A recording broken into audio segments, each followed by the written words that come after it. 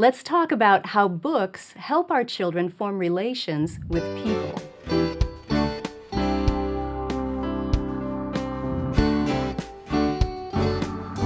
Welcome to the Simply Charlotte Mason podcast. I'm Sonya Schaefer.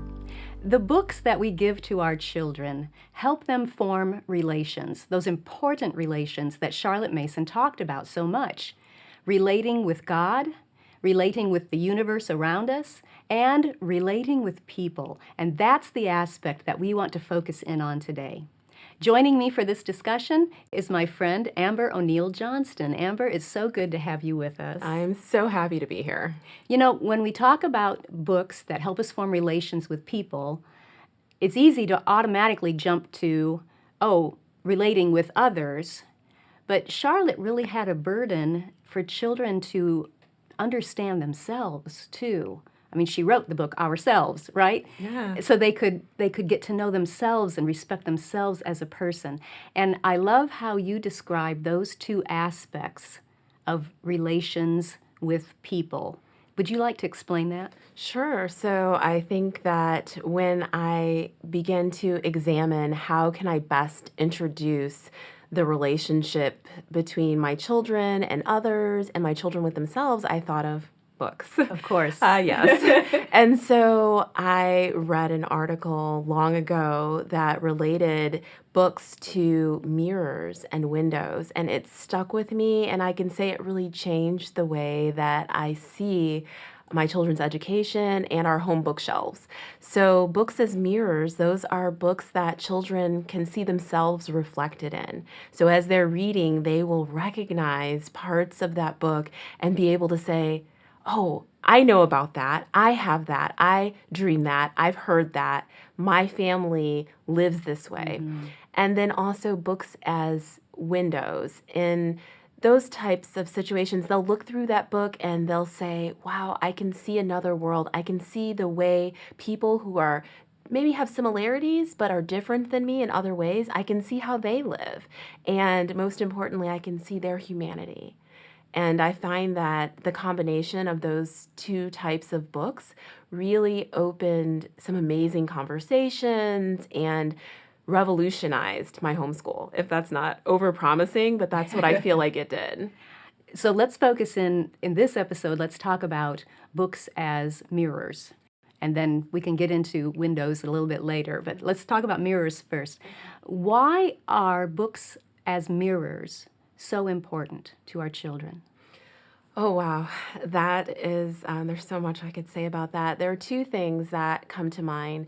First, that we are called to love the Lord our God with all our hearts and to love our neighbors as ourselves. Yes. And the important connection there is how can you love someone the way you love yourself when you don't know yourself? You don't have any relationship with yourself. You don't love yourself.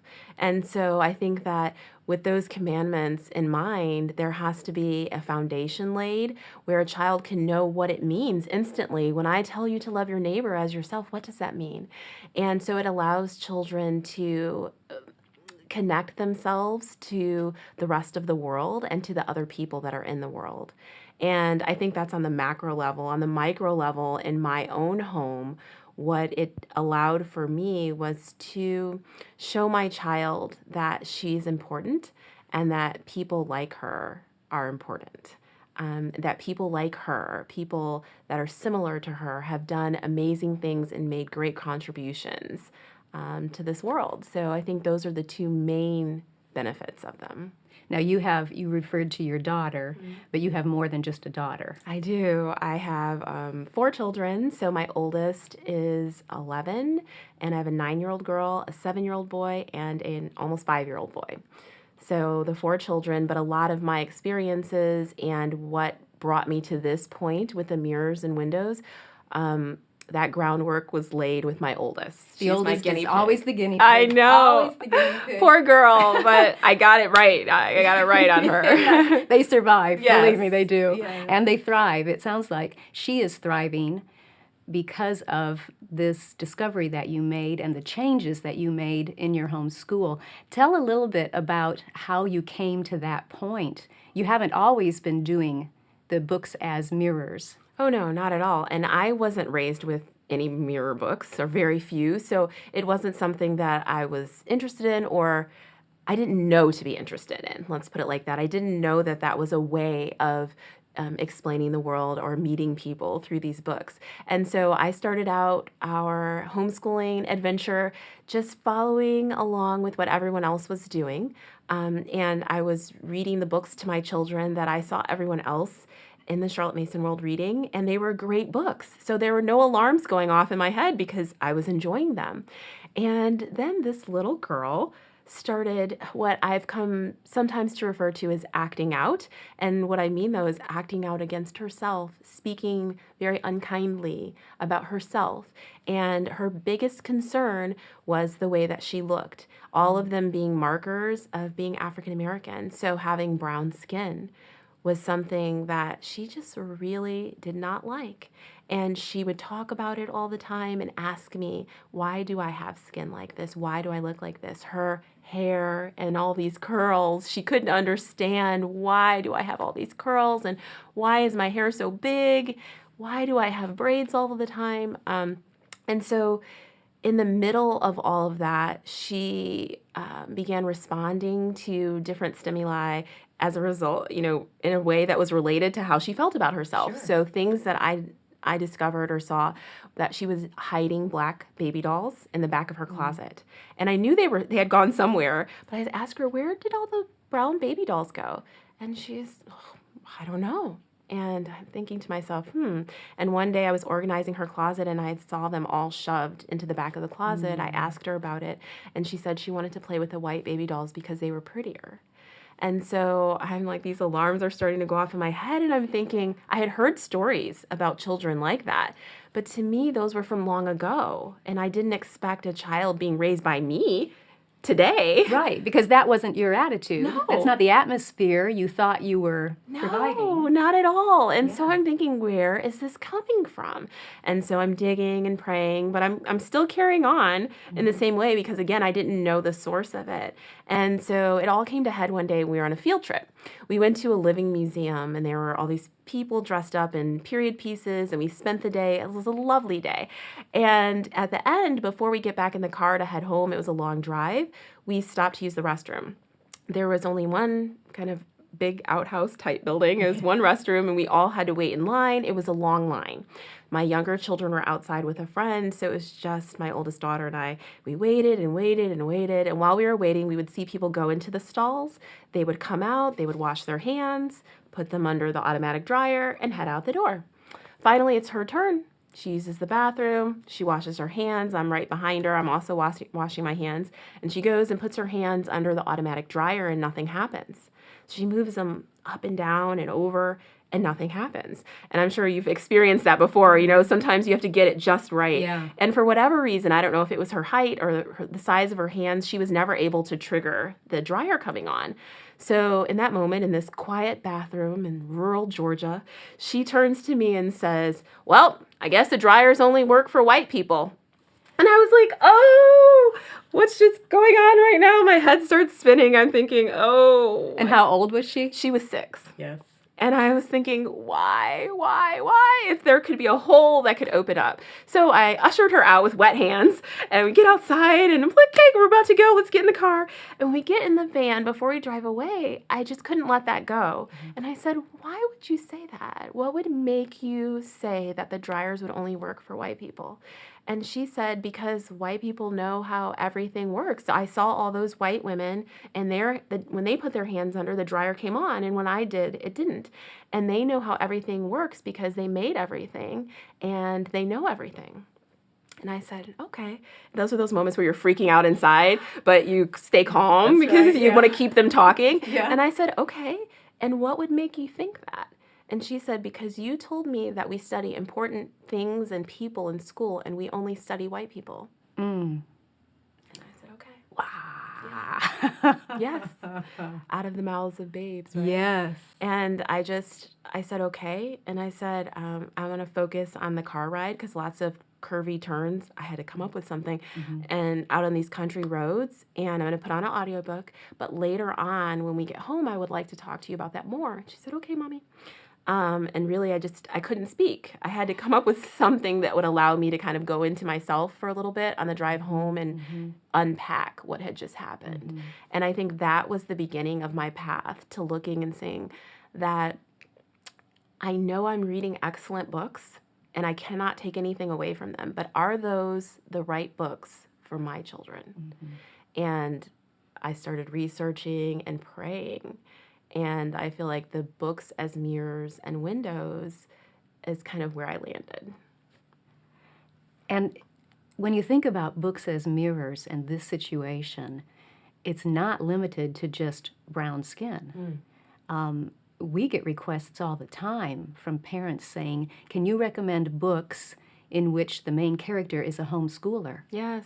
Because my child wants to connect with that aspect of their personhood. I mean, the emailer doesn't say that part of it, but that's why they're asking. It could be homeschooling. It could be maybe you have an adopted child, and they need to see that in books that they read. Maybe your child has a physical challenge with blindness or deafness or cerebral palsy or anything like that. Our kids need that type of mirror. What do you think it does inside them? I believe that it allows them to see that they matter and that there's someone out there who is similar to them. So it tethers them to other people in the world, helps them find their place in the world. And it also says that you're valued.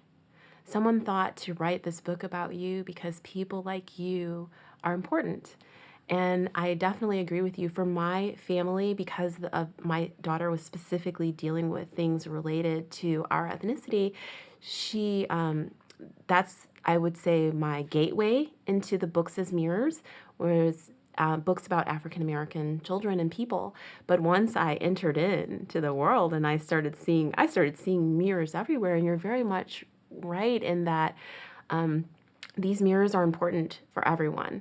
Because when you think of only race or ethnicity or culture, then you would say that it only matters for non-white American children. And I haven't seen that to be the case. So I'm reading a book right now for my daughter's book club, and one of the characters, the main character, loves to bake, and one of her best friends has celiac disease and has to be very careful with her exposure.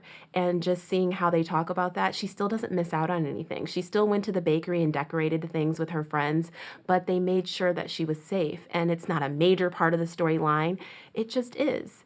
And I thought, as I'm reading that, little children who it's very important for their lives that they not be exposed to gluten will look at this book and say, and I can have friends, and my friends won't think this is weird or strange, and it's okay if they have to make accommodations for me because they love me. And so I see examples like that, and I've had other friends tell me that when a character mentions that they are dyslexic or have another learning difference, or that they have a different type of family. Maybe daddy has passed away, maybe grandmother is raising them. Children in, you have the city mouse and the country mouse, children who have urban lives versus rural lives. I mean, I could go on, but I think that, of course, we're not going to idolize differences and look for every single aspect and how many ways can we slice it. But I think the things that your child most identifies with as being who they are beautiful places to begin to look for mirrors.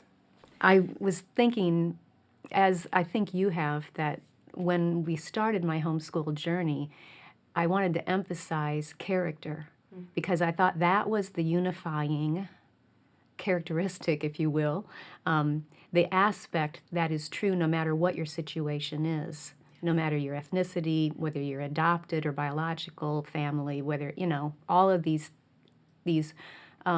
unique traits, particular traits that we talked about.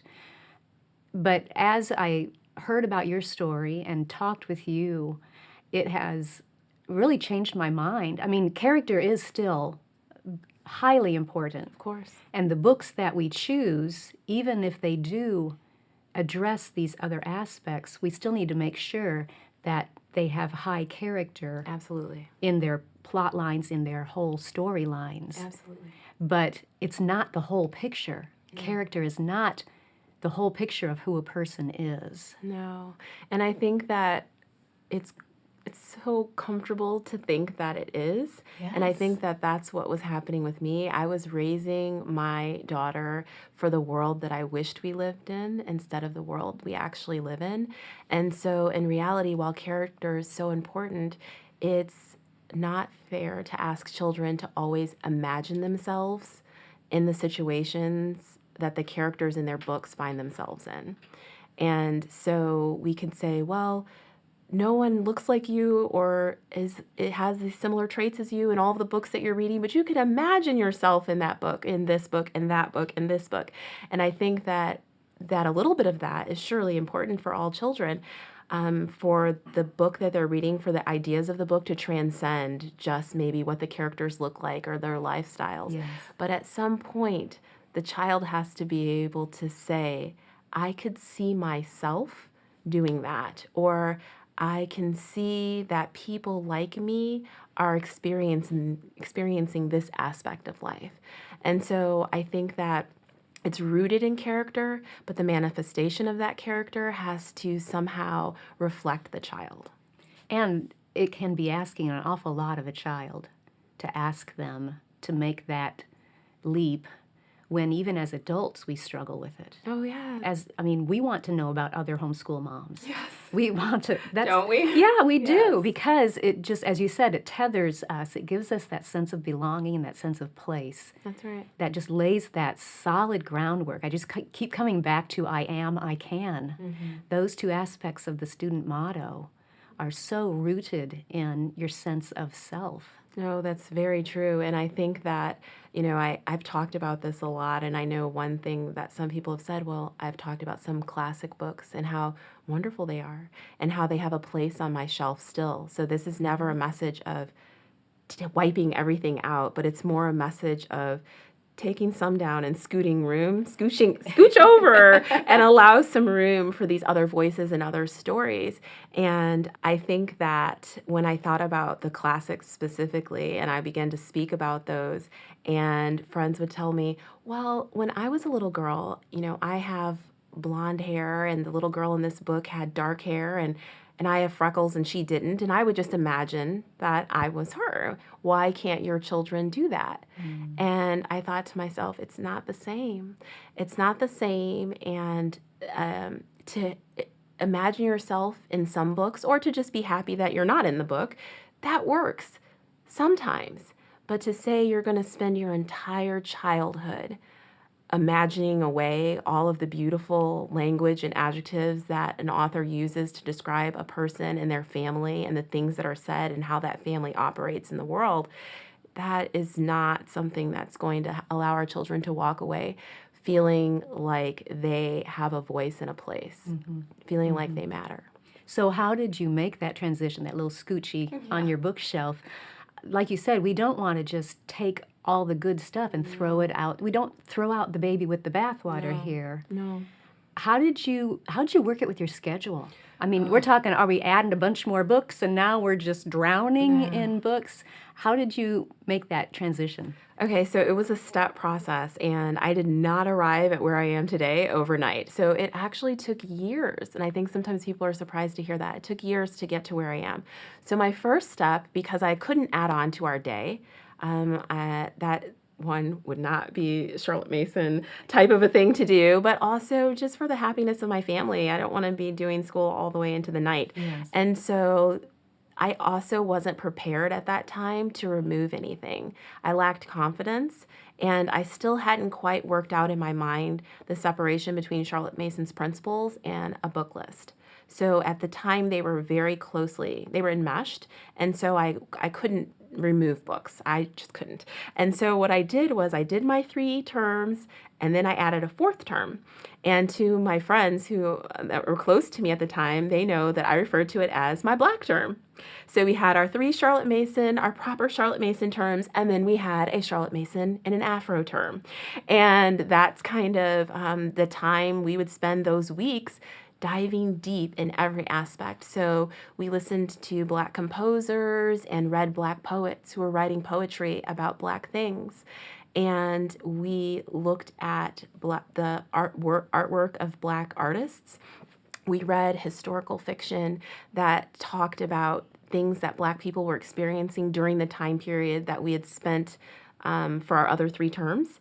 And we read biographies about Black people, and we sung hymns, the same hymns, but we sung them a Black way. style. Yeah. Oh yeah. It's different, okay? It is. I played piano for a Black church for 3 years. Yes. Honey, I love Black music. Yes. It is my heart music. Did you guys get that? Yeah. Yeah. So I'm with you on that. Yeah, it's different. And so we spent that time, and we just jumped in, and it brought life back to my little girl. She stopped asking me every time we went somewhere, will I be the only brown one? The baby dolls came out. I pulled them out of the closet, but I never mixed them into her toys because I wanted to see her do it. Yes. So I set them aside, and they were moved into regular play. They came into the rotation, and I knew then that we were on to something. And the children began talking about it with people out in the community. And at first I was like, oh my gosh. And they would tell the mailman that they always used to wait for, and they would be out there singing with a little bit of rhythm there. And they would tell their grandparents, children like to tell their grandparents about what they're learning, and they would tell them about the music they were listening to and the artists, and they were reciting poems. And I saw the spark in their eyes. And I knew then that whatever we were experiencing in the 4th term was something special, and it needed to be experienced throughout the rest of the year. And so then the next transition was, oh my gosh, how can I remove something? And so I had to come to an acceptance that doing things a little bit differently than all of my friends was not going to make me less of a Charlotte Mason mother. And in fact, I've now come to the conclusion and say that it would be more. Charlotte Mason really respected the mother as knowing what was best for her children. Yes. And in fact, she said that when we know what's best, that, in my words, we'll move mountains to give it to our children. And I said, I know what's best, and she's expecting me to move mountains. And that's when, for that next school year and ever since then, I pulled some things off. I did not add on. You really cannot add on. I pulled some things off, shifted some things to another day, pulled some things from our school lessons to a free read, to our free read shelves, and made room. And at first I made room for Black voices because that was the healing balm that my children needed. But since then, it's expanded even more to say, oh, that was good, but what about these people over here? What about those people? And even within white America, I have found areas. I was recently reading My Antonia and learning about this life in this slice of America that I didn't know about, and people that wouldn't be considered people of color or ethnic people, but yet learning their differences and similarities and what they bring to the table. And so I just started looking at all these different things and getting hungry for more. And so now our view of mirrors in our home has expanded quite a bit, but it started with the Black term. So it sounds like as you expanded those mirrors, you were also working on the windows aspect and seeing other people around you. Absolutely. Let's talk about that next time. Okay, I'm for it. All right. How can people connect with you, Amber? The best way is heritagemom.com, and I can be found on Instagram at heritagemomblog. Great. Thanks so much for sharing today. Thanks for having me. If you enjoyed this podcast, be sure to subscribe through iTunes, Google Play, YouTube, Facebook, Instagram, or your favorite podcast app so you don't miss an episode. You can also subscribe to the audio version or read the blog post on our website at simplycharlottemason.com. All of those links will be in the show notes, along with links so you can connect with Amber. Thanks for joining me. I'll see you next time.